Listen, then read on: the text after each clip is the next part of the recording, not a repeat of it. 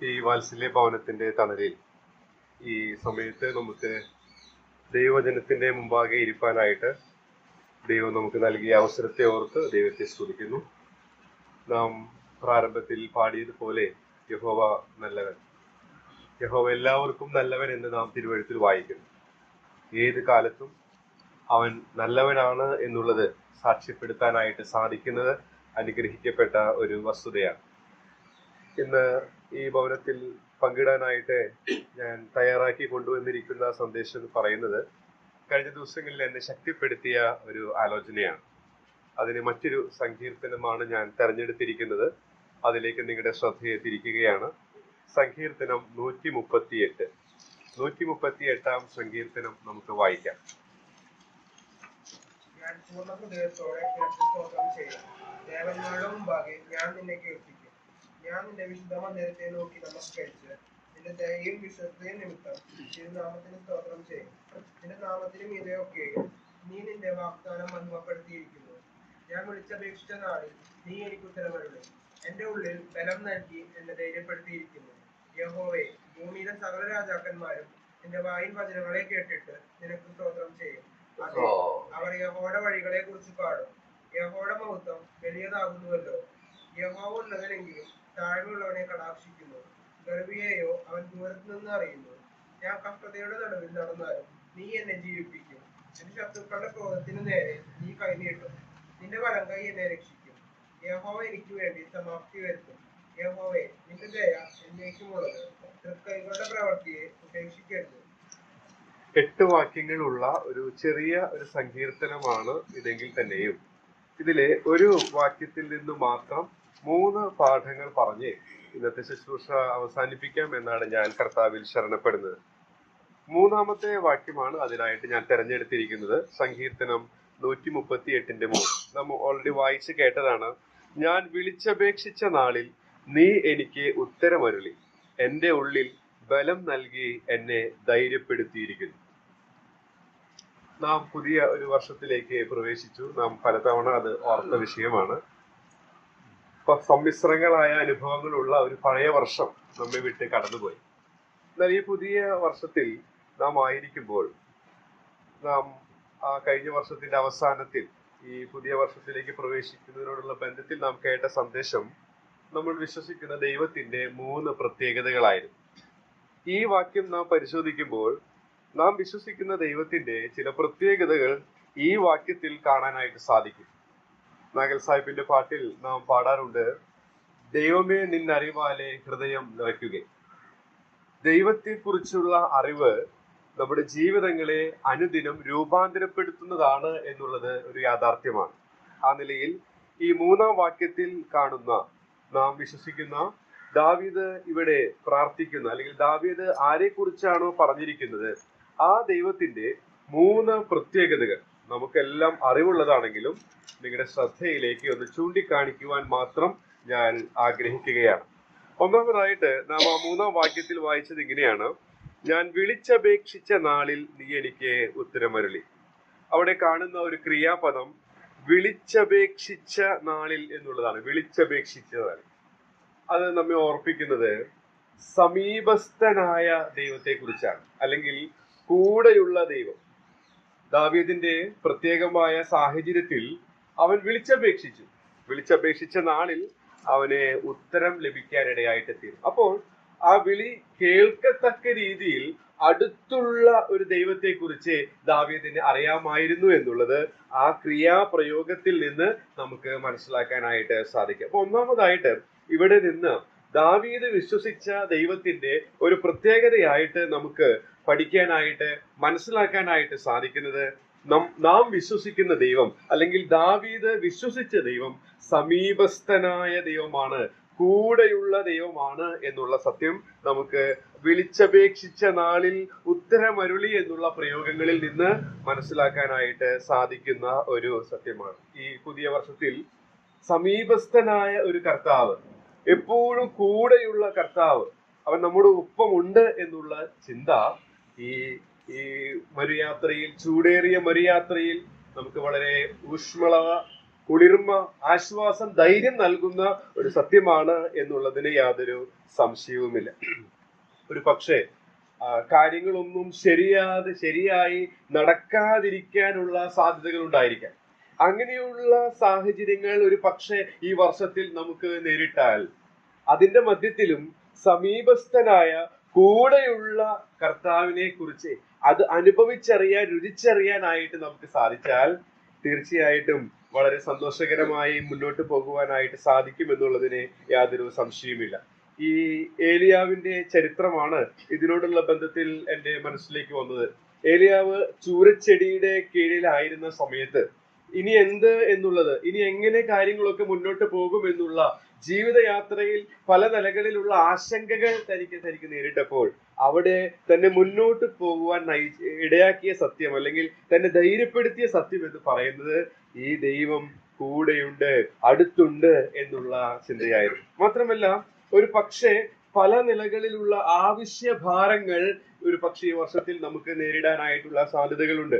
ഈ മരുയാത്രയിൽ മാനുഷികമായ രീതിയിൽ നാം പോകുമ്പോൾ അനേകം ജീവിത ഭാരങ്ങൾ നമുക്ക് നേരിടേണ്ടതായിട്ട് വരും. അങ്ങനെ ജീവിത ഭാരങ്ങൾ നാം നേരിടുമ്പോൾ കർത്താവ് സമീപസ്ഥനായിട്ട് കൂടെയുണ്ട് എന്നുള്ളത് നമുക്ക് വളരെയധികം ധൈര്യം നൽകുന്ന ഒരു സത്യമായിട്ട് ഇരിക്കുന്നു എന്നുള്ളതിന് യാതൊരു സംശയമില്ല. ആ കെരീത്ത് തോട്ടിൽ ഉള്ള ഏലിയാവിന്റെ അനുഭവം അത് എൻ്റെ മനസ്സിലേക്ക് കൊണ്ടുവരുവാനിടയായിട്ട് തീർന്നു.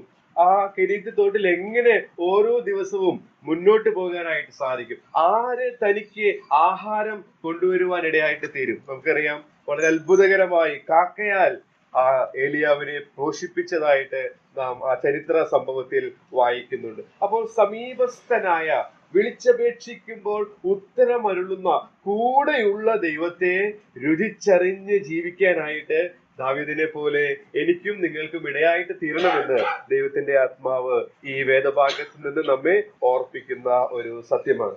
മാത്രമല്ല, നാം ഈ ജീവിതയാത്രയിൽ ഈ വർഷം മുന്നോട്ട് പോകുമ്പോൾ ഒരു പക്ഷേ ഭയപ്പെടുന്ന വേളകൾ നമ്മുടെ ജീവിതത്തിൽ വരാനായിട്ട് സാധ്യതയുണ്ട്. ഭയപ്പെടുന്ന വേളകൾ നമുക്കറിയാം, അത് മനുഷ്യരാലാകാം, മറ്റു പലവിധമായ സാഹചര്യങ്ങളാൽ, സമ്മർദ്ദങ്ങളാലാകാം, നിലച്ചിരിക്കാത്ത പ്രതിസന്ധികളാലാകാം, രോഗത്താലാകാം, മാരകമായ രോഗത്താലാകാം. അങ്ങനെയുള്ള പ്രശ്നങ്ങളും പ്രതിസന്ധികളും ഒക്കെ നമ്മുടെ ജീവിതത്തിൽ ആഞ്ഞടിക്കുമ്പോൾ കർത്താവ് അടുത്തുണ്ട്, കർത്താവ് സമീപസ്ഥനാണ്, കർത്താവ് കൂടെയുണ്ട് എന്നുള്ളത് നമ്മെ ധൈര്യപ്പെടുത്തുന്ന, നമ്മെ ശക്തിപ്പെടുത്തുന്ന, നമ്മെ മുന്നോട്ട് നയിക്കുവാൻ സഹായിക്കുന്ന ഒരു സത്യം തന്നെയാണ് എന്നുള്ളതിന് യാതൊരു സംശയവുമില്ല. മാത്രമല്ല, ഞാൻ ഈ ഭാഗം ചിന്തിച്ചുകൊണ്ടിരുന്നപ്പോൾ മറ്റൊരു കാര്യം മനസ്സിലേക്ക് വന്നത്, മോശമായ കാര്യങ്ങൾ ഒരു പക്ഷേ നമ്മുടെ ജീവിതത്തിൽ നേരിടാൻ സാധ്യതയുണ്ട്. മാത്രമല്ല, നല്ല നാളുകൾ, നല്ലതായ കാര്യങ്ങൾ നമ്മുടെ ജീവിതത്തിൽ നേരിടാൻ സാധ്യതയുണ്ട്. ആ രീതിയിൽ പല നിലകളിലുള്ള സമ്മിശ്രമായ അനുഭവങ്ങളിലൂടെ നാം കടന്നു പോകാനായിട്ട് സാധ്യതയുണ്ട്.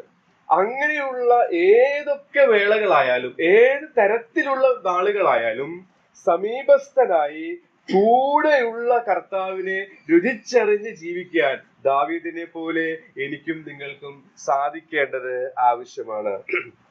ജീവിത സന്ദർഭങ്ങൾ ഏതൊക്കെ തന്നെയായാലും ഏലിയാവ് ആ കർത്താവിന്റെ സാന്നിധ്യം രുചിച്ചറിഞ്ഞ് ജീവിച്ചതുപോലെ ഇക്കാലത്തും നമുക്കും അത് സാധിക്കും എന്നുള്ളതിന് യാതൊരു സംശയമില്ല. എന്നാൽ ഈ സമീപസ്ഥനായ ദൈവം, അവൻ സർവവ്യാപിയാണ്. ദൈവത്തിന്റെ ഗുണവിശേഷങ്ങളെ കുറിച്ച് നാം പഠിക്കുമ്പോൾ ദൈവത്തിന്റെ പകരപ്പെടാത്ത ഗുണവിശേഷങ്ങളിൽ ഒന്നാണ് സർവവ്യാപി എന്ന് പറയുന്നത്. ആ നിലയിൽ ദൈവം എല്ലായിടത്തുമുണ്ട്. ദൈവം സർവവ്യാപിയാണ്, അവൻ ഒമ്നി പ്രസൻസ് ആണ് എന്നുള്ളത് നമുക്ക് അറിവുള്ള ഒരു സത്യമാണ്. എന്നാൽ അത് തിരിച്ചറിയാനായിട്ട് കർത്താവിന്റെ കൂടെയുണ്ട്, അവൻ എന്നെ കാണുന്നുണ്ട്, അവൻ എന്നെ അറിയുന്നുണ്ട്, അത് തിരിച്ചറിയാനായിട്ട് സാധിക്കുന്നത് അവന്റെ അടുക്കൽ വന്നവർക്ക് മാത്രമാണ് എന്നുള്ളത് നാം തിരുവഴുത്തിൽ വായിക്കുന്നുണ്ട്. പത്രോസിന്റെ ലേഖനത്തിൽ 2-ാം അധ്യായത്തിൽ നാം വായിക്കുന്നുണ്ട്, അവന്റെ അടുക്കൽ വന്നിട്ട് പിന്നെ നാം വായിക്കുന്നത് അവൻ ദയാലുവെന്ന് നിങ്ങൾ ആസ്വദിച്ചിട്ടുണ്ടല്ലോ എന്നുള്ളത്. അപ്പൊ കർത്താവ്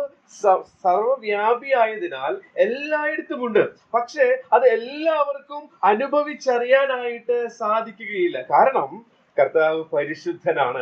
പരിശുദ്ധനായ ദൈവത്തെ അശുദ്ധനായ, പാപിയായ, ദൈവത്തിൽ നിന്ന് പാപം ചെയ്ത് അകന്നുപോയ ഒരു മനുഷ്യനെ അടുത്ത് വന്ന് ആസ്വദിക്കുവാനായിട്ട് സാധിക്കില്ല. ഒരു കാലത്ത് ഞാനും നിങ്ങളും അത്തരത്തിലുള്ളവരായിരുന്നു.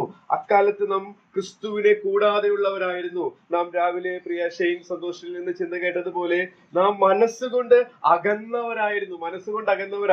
പൗലോസിന്റെ മറ്റൊരു പ്രയോഗം, നാം ദൂരസ്ഥരായിരുന്നു. അപ്പോൾ ദൂരസ്ഥരായിരുന്ന, മനസ്സുകൊണ്ട് അകന്നു പോയ, ദൈവത്തിൽ നിന്ന് അകന്നു പോയ നമുക്ക് ഒരിക്കലും ഈ ദൈവത്തിന്റെ സാമീപ്യം യഥാർത്ഥമായി സെൻസ് ചെയ്തുകൊണ്ട് അനുദിനം ജീവിക്കാൻ കഴിവില്ലാത്തവരായിരുന്നു എന്നുള്ള ഒരു സത്യം നാം ഇത്തരണത്തിൽ ഓർത്തു പോവുകയാണ്. എന്നാൽ അങ്ങനെയുള്ള അവസ്ഥയിൽ നിന്ന് നമ്മെ ദൈവത്തോട് അടുപ്പിക്കാനായിട്ട് ഇടയായിട്ട് തീർന്നു. അതെങ്ങനെ അടുപ്പിച്ചു എന്നുള്ളത് പത്രോസിന്റെ 1-ാം ലേഖനത്തിൽ തന്നെ പത്രോസ് അത് വെളിപ്പെടുത്തുന്നുണ്ട്. 1 പത്രോസ് 3-ാം അധ്യായത്തിന്റെ 18-ാം വാക്യത്തിലേക്ക് വരുമ്പോൾ, ദൂരസ്ഥരായിരുന്ന മനുഷ്യരെ എങ്ങനെയാണ് ദൈവം സമീപസ്ഥരാക്കിയത്, തന്റെ സാന്നിധ്യം രുചിച്ചറിഞ്ഞ് ഓരോ ദിവസവും ജീവിക്കുവാൻ കഴിവുള്ളവരാക്കി തീർത്തത് എങ്ങനെയാണെന്നുള്ളത് 1 പത്രോസ് 3:18 നാം വായിക്കുന്നുണ്ട്. ക്രിസ്തുവിൽ നമ്മെ ദൈവത്തോട് അടുപ്പിക്കേണ്ടതിന് നീതിമാനായി നീതികെട്ടവർക്ക് വേണ്ടി പാപനിമിത്തം ഒരിക്കൽ കഷ്ടം അനുഭവിച്ചു ജഡത്തിൽ മരണശിക്ഷ എടുക്കുകയും ആത്മാവിൽ ജീവിപ്പിക്കപ്പെടുകയും ചെയ്തു. ഇവിടെ നാം വായിക്കുന്നത്, ക്രിസ്തുവും നമ്മെ ദൈവത്തോട് അടുപ്പിക്കേണ്ടതിന്, ദൂരസ്ഥരായ നമ്മെ, പാപം നിമിത്തം ദൈവത്തിൽ നിന്ന് അകന്നു പോയ നമ്മെ, പാപനിമിത്തം ദൈവത്തിൽ നിന്ന് മനസ്സുകൊണ്ട് അകന്നുപോയ നമ്മെ, ദൂരസ്ഥരായ നമ്മെ ദൈവത്തോട് അടുപ്പിച്ചത് എങ്ങനെയെന്ന് ഈ വാക്യത്തിൽ അപ്പോസ്തലനായ പത്രോസ് വളരെ ലളിതമായി വ്യക്തമാക്കുന്നുണ്ട്. നാം അത് വായിച്ചു കേട്ടതാണ്. ക്രിസ്തുവും നമ്മെ ദൈവത്തോട് അടുപ്പിക്കേണ്ടതിന് നീതിമാനായി നീതികെട്ടവർക്ക് വേണ്ടി പാപം നിമിത്തം ഒരിക്കൽ കഷ്ടം അനുഭവിച്ചു, ജഡത്തിൽ മരണശിക്ഷ ഏറ്റു, ആത്മാവിൽ ജീവിപ്പിക്കപ്പെട്ടു എന്നുള്ളതാണ്. ക്രിസ്തു ജഡത്തിൽ കഷ്ടം അനുഭവിച്ചതുകൊണ്ട്, ക്രിസ്തു ജഡത്തിൽ മരണശിക്ഷ അനുഭവിച്ചതുകൊണ്ട് പരിശുദ്ധനായ ദൈവത്തിന്റെ സന്നിധിയിലേക്ക് അടുത്തു വരുവാനായിട്ട് ദൂരസ്ഥരായ, ദൈവത്തിൽ നിന്ന് മനസ്സുകൊണ്ട് അകന്നവരായ നമുക്ക് ഇന്ന് സാധിക്കുമെന്നുള്ള സദ്വർത്തമാനം നമുക്ക് ഇവിടെ നിന്ന് മനസ്സിലാക്കാനായിട്ട് സാധിക്കും. നമ്മെ ദൈവത്തോട് അടുപ്പിക്കുവാനായിട്ട് നമ്മുടെ അരുമനാഥൻ ജഡത്തിൽ മരണശിക്ഷ അനുഭവിക്കാനായിട്ട് ഇടയായിട്ട് തീർന്നു. ആ മരണത്തെ പോലെ ഏറ്റവും ലജ്ജാകരമായ ഒരു മരണം വേറെയില്ല എന്ന് നമുക്കറിയാം. ആ മരണത്തെ പോലെ ഏറ്റവും വേദനാജനകമായ മരണം വേറെയില്ല എന്ന് നമുക്കറിയാം. ആ മരണത്തെ പോലെ ഏറ്റവും ശപിക്കപ്പെട്ട മരണം വേറെയില്ല എന്ന്. എന്നാൽ ആ ശാപവും ആ വേദനയും ആ ലജ്ജയും നമുക്ക് പകരമായിട്ട് നമ്മെ ദൈവത്തോട് അടുപ്പിക്കേണ്ടതിനായിട്ട് കർത്താവ് അനുഭവിച്ച് തീർക്കുവാൻ ഇടയായിട്ട് തീർന്നു. ഇന്ന് ആ സത്യം കേൾക്കുന്ന വേളയിൽ ദൈവത്തിന്റെ പരിശുദ്ധാത്മാവ് പാപത്തെക്കുറിച്ചും നീതിയെക്കുറിച്ചും ന്യായവിധിയെക്കുറിച്ചും ബോധ്യം വരുത്തുമ്പോൾ, ഈ ശപിക്കപ്പെട്ട മരണം പാപമില്ലാത്ത ക്രിസ്തു അനുഭവിച്ചത് എന്റെ പേർക്കാണ് എന്ന് ആര് വിശ്വസിക്കുന്നുവോ അവർക്ക് ദൈവത്തിന്റെ സാമീപ്യം അനുഭവിച്ച് ജീവിക്കുവാനായിട്ട് സാധിക്കുമെന്നുള്ള സദ്വർത്തമാനം തിരുവെഴുത്ത് വളരെ വ്യക്തമായിട്ട് നമ്മെ പഠിപ്പിക്കുന്നുണ്ട് എന്നുള്ളതാണ്. അങ്ങനെ ദൈവത്തിങ്കിലേക്ക് അടുത്തു വന്നവർക്കാണ് ദൈവത്തിന്റെ സാന്നിധ്യം ഓരോ ദിവസവും അനുഭവിച്ചുകൊണ്ട് ജീവിക്കുവാനായിട്ട് സാധിക്കുക എന്ന് ഈ പ്രാരംഭ ഭാഗത്ത് നിന്ന് ഞാൻ പറയാനായിട്ട് ആഗ്രഹിക്കുകയാണ്. അപ്പൊ ഒന്നാമതായിട്ട് നാം ഇവിടെ നിന്ന് മനസ്സിലാക്കാനായിട്ട് സാധിക്കുന്നത് സങ്കീർത്തനം 138 3-ാം വാക്യത്തിൽ, ഞാൻ വിളിച്ചപേക്ഷിച്ച നാളിൽ നീ എനിക്ക് ഉത്തരമരുളി.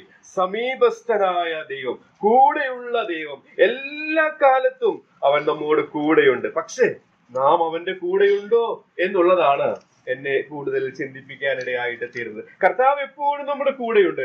നമുക്ക് അത് അനുഭവിച്ചറിയാനായിട്ട് സാധിക്കും. കാരണം നമ്മെ ദൈവത്തോട് അവൻ അടുപ്പിച്ചു. നമുക്ക് സ്വയമായി, അവിടെ ഉപയോഗിച്ചിരിക്കുന്ന ക്രിയാപദം അടുപ്പിച്ചു എന്നുള്ളതാണ്.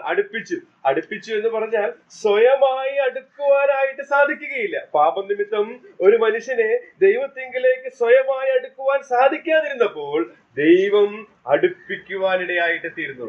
അങ്ങനെ ദൈവത്തിങ്കിലേക്ക് വരുവാനുള്ള ഭാഗ്യം നമുക്ക് ലഭിച്ചു. പക്ഷേ നാം അവന്റെ കൂടെയാണോ ഓരോ ദിവസവും ജീവിക്കുന്നത് എന്നുള്ളത് ഞാനും നിങ്ങളും ഉറപ്പുവരുത്തേണ്ടത് ആവശ്യമാണ്. കർത്താവ് എപ്പോഴും കൂടെയുണ്ട് എന്നുള്ള ആ ബോധ്യത്തിൽ നാം വളരുവാനായിട്ട്, ഓരോ ദിവസവും ജീവിക്കുവാനായിട്ട് ശീലിക്കേണ്ടതാണ്, പഠിക്കേണ്ടതാണ് എന്നുള്ളത് ഈ ഭാഗത്ത് നിന്ന് ഒരു പ്രബോധനമായിട്ട് പറഞ്ഞ് ഞാൻ മുന്നോട്ട് പോകാനായിട്ട് ആഗ്രഹിക്കുകയാണ്. അപ്പൊ ഒന്നാമതായിട്ട് പറയാനായിട്ട് ഞാൻ ആഗ്രഹിക്കുന്നത്, സമീപസ്ഥനായ ദൈവത്തെയാണ് ദാവീദ് വിളിച്ചപേക്ഷിക്കുന്നത്. രണ്ടാമത്തെ കാര്യം എന്ന് പറയുന്നത്, നാം ആ പ്രസ്താവനയിൽ തന്നെ ദൈവത്തിന്റെ ആത്മാവ് വെളിപ്പെടുത്തിയിരിക്കുന്നു, ഞാൻ വിളിച്ചപേക്ഷിച്ച നാളിൽ നീ എനിക്ക് ഉത്തരം അരുളി.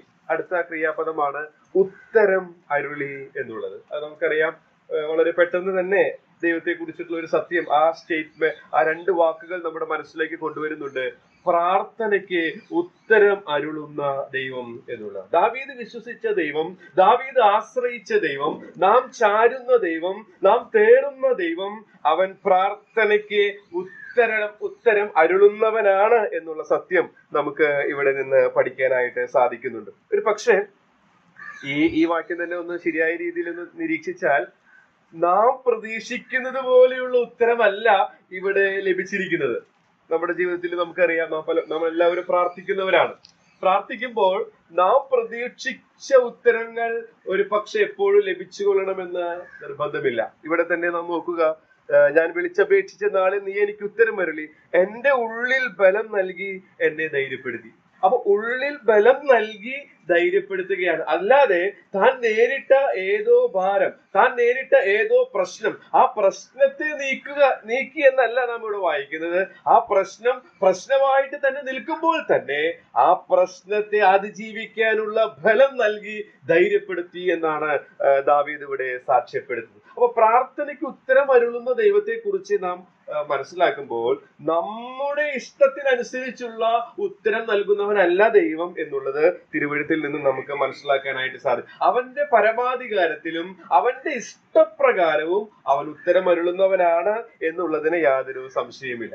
അപ്പോസ്തലനായ പൗലോസിന്റെ ചരിത്രത്തിലേക്കാണ് ഈ സത്യം ഞാൻ ചിന്തിച്ചപ്പോൾ എന്റെ ശ്രദ്ധ കടന്നു പോകുവാൻ ഇടയായിട്ട് തീർന്നത്. 2 കൊരിന്ത്യർ 12:7 മുതൽ 9 വരെയുള്ള വാക്യങ്ങൾ ഒന്ന് വായിക്കുകയാണെങ്കിൽ, 2 കൊരിന്ത്യർ 12:7 മുതൽ 9 വരെയുള്ള വാക്യത്തിൽ പ്രാർത്ഥനയ്ക്ക് ഉത്തരം അരുളുന്ന ദൈവത്തെ കുറിച്ചുള്ള പൗലോസിന്റെ അറിവ്, തന്റെ ജീവിതത്തിൽ വെളിപ്പെടുത്തിയ ആ കാര്യം, ആ സാക്ഷ്യം നമുക്ക് ആ വാക്കുകളിൽ കാണാനായിട്ട് സാധിക്കും.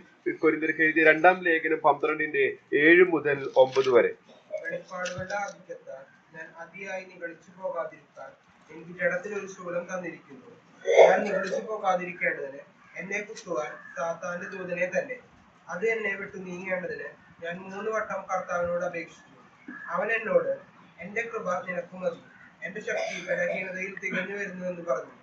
ആകയാൽ ക്രിസ്തുവിന്റെ ശക്തി എന്റെ മേൽ ആവർത്തിക്കേണ്ടതിന് ഞാൻ അതിസന്തോഷത്തോടെ എന്റെ ബലഹീനതകളിൽ പ്രശംസിക്കും.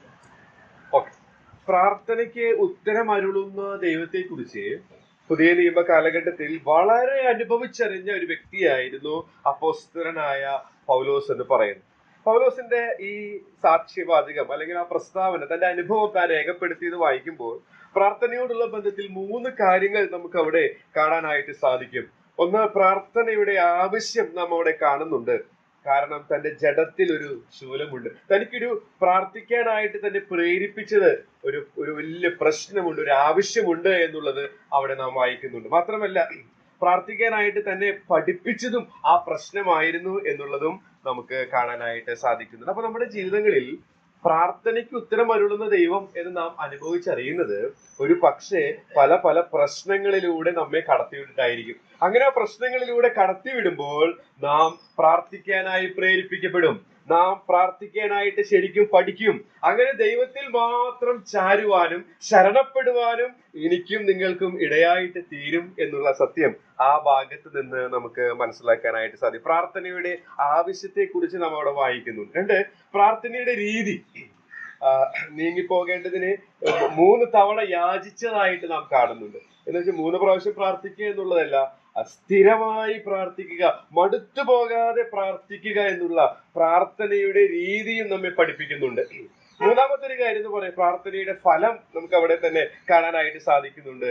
എന്റെ കൃപ നിനക്ക് മതി. ഞാൻ നേരത്തെ പറഞ്ഞതുപോലെ നാം ഒക്കെ പ്രതീക്ഷിക്കുന്നത് ആ ശൂലം അല്ലെങ്കിൽ ആ പ്രശ്നം നീങ്ങിപ്പോകണം എന്നുള്ളതാണ്. എന്നാൽ അപ്പോസ്തലനായ പൗലോസിനെ ആ പ്രശ്നം അവിടെ ഇരിക്കുമ്പോൾ തന്നെ അതിജീവിക്കാനായിട്ടുള്ള ശക്തി, മതിയായ ശക്തി ദൈവം പ്രദാനം ചെയ്യുകയാണ്. അപ്പോൾ പ്രാർത്ഥന കേൾക്കുന്ന അല്ലെങ്കിൽ പ്രാർത്ഥനയ്ക്ക് ഉത്തരമരുളുന്ന ഒരു ദൈവം ദാവീദിനെ അത് അനുഭവിച്ചറിയാൻ സാധിച്ചു. അപ്പോസ്തലനായ പൗലോസിനും അത് സാധിച്ചു. അത് പ്രാർത്ഥിക്കാനായി തന്നെ പ്രേരിപ്പിക്കുന്ന ഒരു ഘടകമായി, പ്രാർത്ഥിക്കാനായി തന്നെ പഠിപ്പിക്കുന്ന ഒരു ഘടകമായി, മാത്രമല്ല സ്ഥിരമായ ദൈവത്തിലേക്ക് ചെല്ലാനായിട്ട് തന്നെ സഹായിക്കുന്ന ഘടകമായി, മാത്രമല്ല ദൈവത്തിന്റെ കൃപ പ്രാപിക്കുന്ന ഒരു ഘടകമായിട്ട് തീർത്തു എന്നുള്ളതിന് യാതൊരു സംശയവുമില്ല. രണ്ടാമത്തെ സത്യം ഞാൻ പറയാൻ ആഗ്രഹിച്ചതാണ്, പ്രാർത്ഥനയ്ക്ക് ഉത്തരമരുളുന്ന ഒരു ദൈവം. കുറച്ച് വർഷങ്ങൾക്ക് മുൻപ് നമ്മുടെ സൺഡേ സ്കൂൾ വാർഷികത്തില് ഒരു കുട്ടി പറഞ്ഞ കഥ ഇത്തരണത്തിൽ ഞാനൊന്ന് പറയാനായിട്ട് ആഗ്രഹിക്കുകയാണ്. കഥ ചുരുക്കി പറയുകയാണെങ്കിൽ ഇത്രയേ ഉള്ളൂ. ഒരു വലിയ പാറ, ആ പാറ നീക്കാനായിട്ട് അവന്റെ പിതാവ് പറഞ്ഞു. അതിനനുസരിച്ച് അവന്റെ വീടിന്റെ ഫ്രണ്ടിലുള്ള പാറയെ എല്ലാ ദിവസവും സ്കൂൾ വിട്ട് കഴിഞ്ഞതിന് ശേഷം അവന് തള്ളി നീക്കാനായിട്ട് ശ്രമിക്കും. എന്നാൽ അനേക നാളുകൾ തള്ളി നീക്കിയിട്ടും ആ പാറ ഒരു ഇഞ്ച് പോലും, ഒരു തുണ്ട് പോലും നീങ്ങുവാനായിട്ട് ഇടയായിട്ട് തീർന്നില്ല. എന്നാൽ ആ പിതാവിനെ അനുസരിച്ചുകൊണ്ട് ആ മകൻ അത് സ്ഥിരമായി ചെയ്യാൻ ഇടയായിട്ട് തീർന്നു. ഒടുവിൽ മടുത്തു പോകുന്ന ഒരവസ്ഥയിൽ അവൻ പിതാവിന്റെ അടുക്കൽ വന്നു പറഞ്ഞു, അനേക നാളുകളായി ഞാൻ ഈ പാറയെ നീക്കുവാനായിട്ട് ഉന്തിക്കൊണ്ടിരിക്കുകയാണ്. ശക്തിയായിട്ട്, ആത്മാർത്ഥമായിട്ട്, ഉത്സാഹത്തോടു കൂടെ, ആവേശത്തോടു കൂടെ നിന്റെ വാക്ക് അനുസരിച്ചുകൊണ്ടാണ് ഞാനിത് ചെയ്യുന്നത്. പക്ഷേ ഈ പാറ നീങ്ങുന്നില്ല. അപ്പോൾ ആ പിതാവ് മകന് കൊടുത്ത നിർദ്ദേശം എന്ന് പറയുന്നത്, പാറ നീങ്ങാനായിട്ട് നീ ശ്രമിച്ചു, പക്ഷെ പാറ നീങ്ങിയില്ല എങ്കിൽ തന്നെയും നിന്റെ കരങ്ങൾ, നിന്റെ മസിലുകൾ ശക്തിപ്പെടാൻ അത് മുഖാന്തരം ഇടയായിട്ട് തീർന്നു. പാറ അവിടെ തന്നെ കിടക്കുകയാണെങ്കിൽ തന്നെയും നിന്റെ കരങ്ങൾ അന്ന് ആ പഴയ നാളിനേക്കാൾ കൂടുതൽ ബലമുള്ളതായി, കരുത്തുള്ളതായി, ശക്തിയുള്ളതായിട്ട് തീർന്നു എന്നുള്ളത് നീ മറന്നു പോകരുത് എന്ന് ആ കുട്ടിയെ ഓർപ്പിച്ചു എന്നുള്ള രീതിയിൽ ഒരു കഥ പറഞ്ഞു കേട്ടത് ഞാൻ ഓർക്കുന്നുണ്ട്.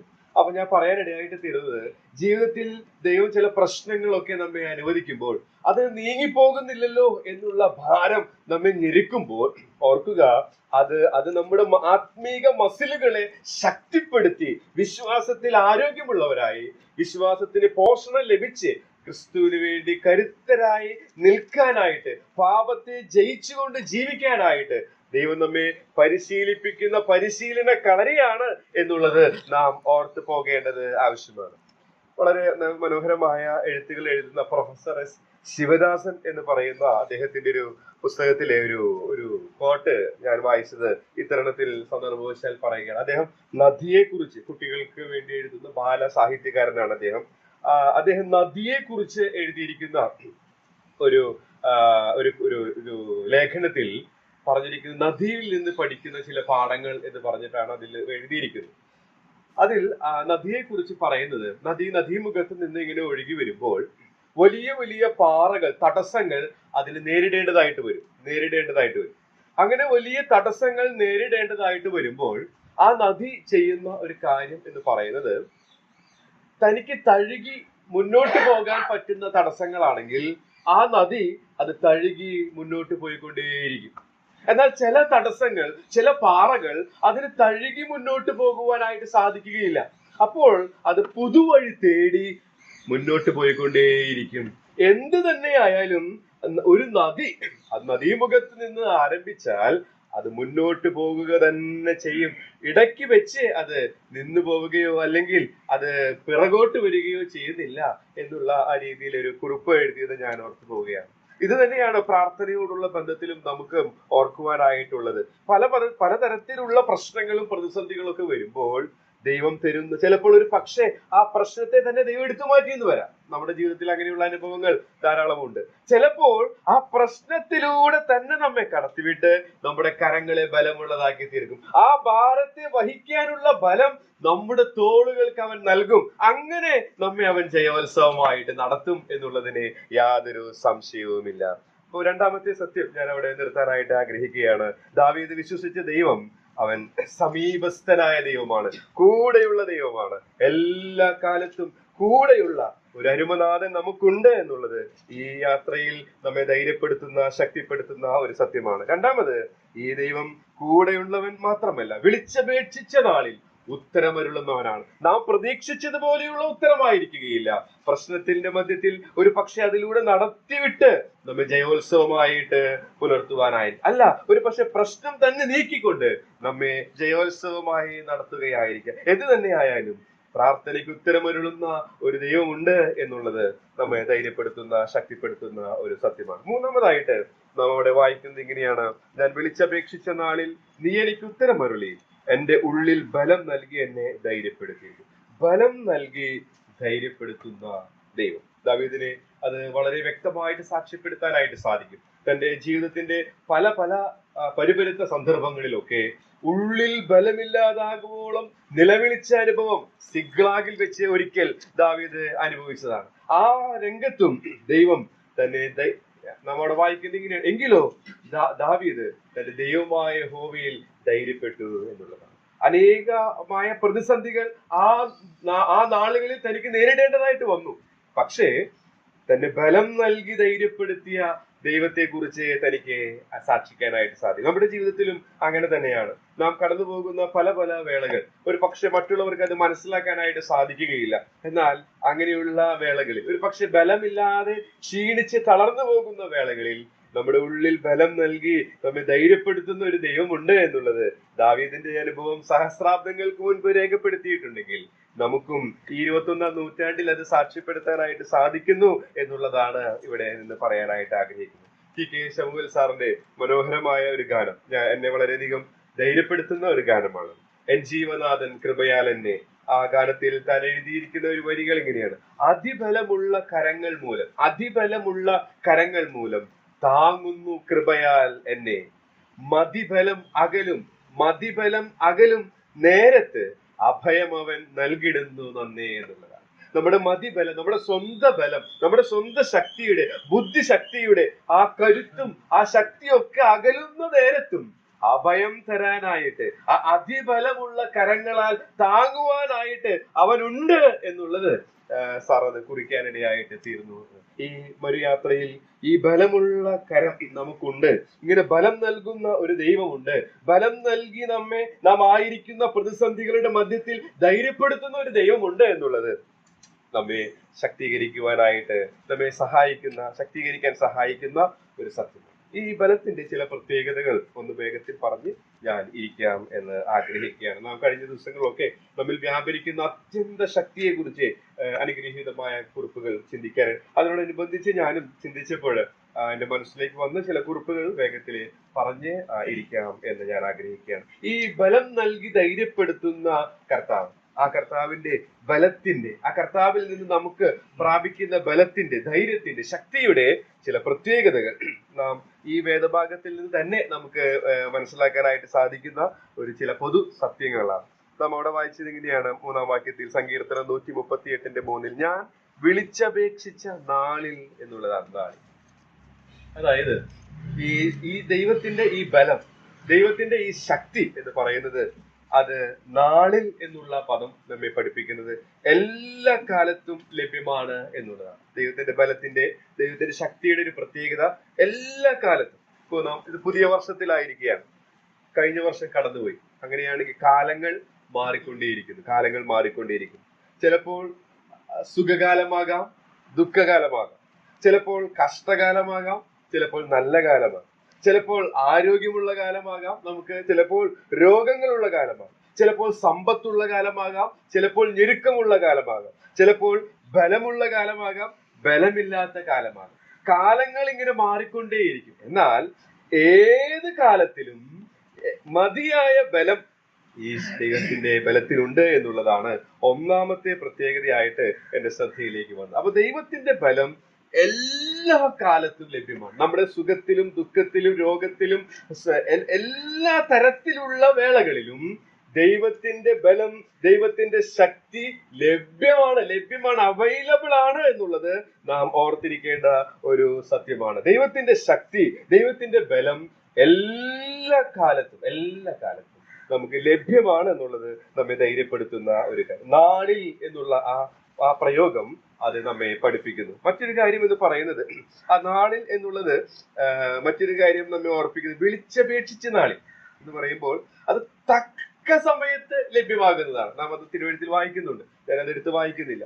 ഈ ബലത്തിന്റെ ഒരു പ്രത്യേകത എന്ന് പറയുന്നത് വിളിച്ചപേക്ഷിച്ച നാളിൽ, നാം പ്രതീക്ഷിച്ചത് പോലെയല്ല, പക്ഷെ വിളിച്ചപേക്ഷിച്ച നാളിൽ ഉത്തരവുണ്ട് എന്ന് വെച്ചാൽ തക്ക സമയത്ത് ലഭിക്കുന്നതാണ് ഈ ബലം. അത് ഈ ബലത്തിന്റെ മറ്റൊരു പ്രത്യേകതയായിട്ട് നമുക്ക് എല്ലാ കാലത്തും ഇത് ലഭ്യമാണ്, തക്ക സമയത്ത് ഇത് ലഭ്യമാണ് എന്നുള്ളത് അവിടെ നിന്ന് നമുക്ക് പഠിക്കാനായിട്ട് സാധിക്കുന്നു. മാത്രമല്ല, ഞാൻ വിളിച്ചപേക്ഷിച്ച നാളിൽ നീ എനിക്ക് ഉത്തരം അരുളി എന്റെ ഉള്ളിൽ ബലം നൽകി എന്നെ ധൈര്യപ്പെടുത്തിയിരിക്കും. ധൈര്യപ്പെടുത്തുക. അപ്പൊ ധൈര്യപ്പെടുത്തുക എന്ന് പറയുമ്പോൾ പ്രതിസന്ധികളെ അതിജീവിക്കാൻ സഹായിക്കുന്നതാണ്. പ്രതിസന്ധികളെ അതിജീവിക്കാൻ സഹായിക്കുന്നതാണ് ഈ ശക്തി എന്നുള്ളത് ധൈര്യപ്പെടുത്തി എന്നുള്ള പ്രയോഗത്തിൽ നിന്ന് നമുക്ക് മനസ്സിലാക്കാനായിട്ട് സാധിക്കും. അപ്പോസ്തല പ്രവൃത്തി 12-ാം അധ്യായത്തിലേക്ക് വരുമ്പോൾ നമ്മൾ എടുത്ത് വായിക്കേണ്ട സമയം മുന്നോട്ട് പോകും. നമുക്ക് അറിവുള്ള കാര്യമാണ്. യാക്കോബ് രക്തസാക്ഷിയായി. പത്രോസ് ഇപ്പോൾ കാരാഗ്രഹത്തിലാണ്. കാരാഗ്രഹത്തിൽ 3 അറകൾക്കുള്ളിലാണ് പത്രോസ് ആയിരിക്കുന്നത്. എന്നാൽ ആ സഭ ആ സമയത്ത് സമാന്തരമായിട്ട്, പത്രോസ് ജയിലിലായിരിക്കുന്ന സമയത്ത് സമാന്തരമായി സഭ ശ്രദ്ധയോടുകൂടെ പ്രാർത്ഥിക്കുകയാണ്. അങ്ങനെ പ്രാർത്ഥിക്കുന്ന സമയത്ത് സംഭവിച്ച കാര്യം നാം അപ്പോസ്തല പ്രവൃത്തി 12-ൽ വായിക്കുന്നുണ്ട്. അവന്റെ ചങ്ങല വീണു. മാത്രമല്ല വാതിൽ തുറന്നു. ചങ്ങല തുറന്നു എന്നുള്ളതല്ല, വാതിൽ തള്ളി തുറന്നു എന്നുള്ളതല്ല, ചങ്ങല വീണു വാതിൽ തുറന്നു എന്നുള്ള പ്രയോഗം നാം അപ്പോസ്തല പ്രവൃത്തി 12-ൽ വായിക്കുന്നുണ്ട്. ചങ്ങല വീണു വാതിൽ തുറന്നു എന്നുള്ളത്. അപ്പൊ ആ പ്രയോഗത്തിൽ നിന്ന് നമുക്ക് മനസ്സിലാക്കാനായിട്ട് സാധിക്കുന്നത്, അവിടെ പൈശാചിക ബന്ധനത്തിലാണ് പത്രോസ് ആയിരിക്കുന്നത്. സുവിശേഷ നിമിത്തം തന്നെ ബന്ധിക്കപ്പെട്ടിരിക്കുകയാണ്, തന്നെ അതാൻ അടയ്ക്കപ്പെട്ടിരിക്കുകയാണ്. എന്നാൽ ആ ബന്ധനങ്ങളെ അഴിക്കുവാൻ, ആ അടഞ്ഞ വാതിലുകളെ തുറക്കുവാനായിട്ട് ദൈവത്തിന്റെ ശക്തി മതിയായതായിരുന്നു എന്നുള്ളത്. സ്വന്തം ശക്തിയാൽ മുക്കുവനായ പത്രോസിന് ഒരിക്കലും ആ ചങ്ങല, ആ റോമൻ സർക്കാരിന്റെ ചങ്ങല അഴിക്കുവാൻ അവന് സാധിക്കുകയില്ല. സ്വന്തം ശക്തിയാൽ കാരാഗ്രഹത്തിന്റെ വാതിൽ തുറക്കുവാൻ പത്രോസിന് സാധ്യമേയല്ല. പക്ഷേ അവിടെ നാം വായിക്കുന്നത് ചങ്ങല വീണു വാതിൽ തുറന്നു എന്നുള്ളതാണ്. ചങ്ങല വീണു വാതിൽ തുറന്നു. അത് നമ്മെ പഠിപ്പിക്കുന്ന സത്യം എന്ന് പറയുന്നത്, പ്രതിസന്ധികളെ അതിജീവിക്കാനായിട്ട് നമ്മെ സഹായിക്കുന്ന ബലമാണ് നമ്മുടെ ദൈവത്തിൻ്റെത് എന്നുള്ള സത്യം അത് നമ്മെ ഓർപ്പിക്കുകയാണ്. ഇവിടെ ധൈര്യപ്പെടുത്തി എന്നുള്ള പ്രയോഗത്തിൽ നിന്ന് അത് നമുക്ക് മനസ്സിലാക്കാനായിട്ട് സാധിക്കും. ദൈവത്തിന്റെ ശക്തി പ്രതിസന്ധികളെ അതിജീവിക്കാനായിട്ട് സഹായിക്കുന്നതാണ്. മാത്രമല്ല, ഇവിടെ നാം ആ വാക്യത്തിന്റെ തുടക്കത്തിൽ വായിച്ചു, ഞാൻ വിളിച്ചപേക്ഷിച്ച നാളിൽ. ഞാൻ എന്ന് പറയുന്നത് ദാവീദാണ്. ദാവീദിന് പറയാൻ സാധിക്കുന്നത് ഇങ്ങനെയാണ്, ഈ ശക്തി എനിക്ക് മാത്രമല്ല, അതൊരു വ്യക്തിയെ കുറിക്കുന്നുവല്ലോ. അപ്പൊ ദാവീദ് പറയുകയാണ്, അത് എനിക്ക് മാത്രമല്ല, അതെല്ലാവർക്കും ലഭ്യമാണ് എന്നുള്ളത്. എനിക്ക് മാത്രമല്ല, ദൈവത്തിന് മുഖപക്ഷമില്ലാത്തത് കൊണ്ട് ഈ ശക്തി എനിക്ക് മാത്രമല്ല എല്ലാവർക്കും ഇത് ലഭ്യമാണ് എന്നുള്ള പാഠം അവിടെ നിന്ന് നമുക്ക് പഠിക്കാനായിട്ട് സാധിക്കും.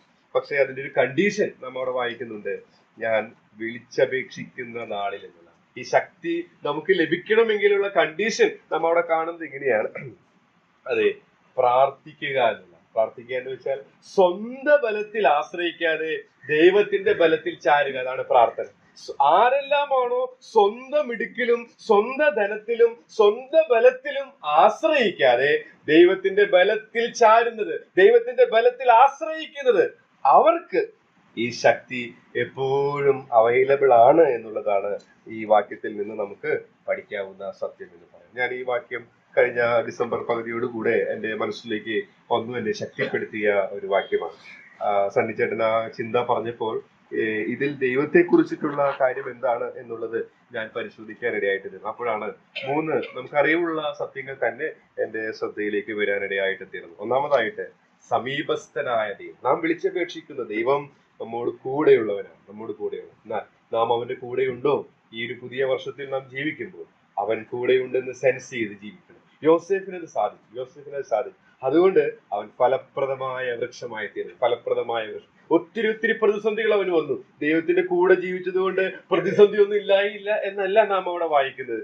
പ്രതീക്ഷിക്കാത്ത പ്രതിസന്ധി സ്വന്തം സഹോദരങ്ങളിൽ നിന്ന് തന്നെ നേരിടേണ്ടി വന്നു. പക്ഷേ അതിന്റെ മധ്യത്തിൽ ഫലം പുറപ്പെടുവിക്കുവാൻ തനിക്ക് സാധിച്ചത്, ദൈവത്തിന്റെ കരങ്ങൾ എല്ലാത്തിലും പിറകിൽ കാണാനായിട്ട് അവന് സാധിച്ചത്, കർത്താവ് അവന്റെ കൂടെ ഉണ്ടെന്നുള്ളത് അവൻ സെൻസ് ചെയ്തു എന്നുള്ളതാണ്. നമുക്കത് സാധിച്ചാൽ നമ്മുടെ ജീവിതം ഈ വർഷത്തിൽ പ്രയോജനമുള്ളതായി തീരും, ഫലകരമായി തീരും എന്നുള്ളതിന് യാതൊരു സംശയവും. രണ്ടാമതായിട്ട്, പ്രാർത്ഥനയ്ക്ക് ഉത്തരമരുളുന്ന ഒരു ദൈവം.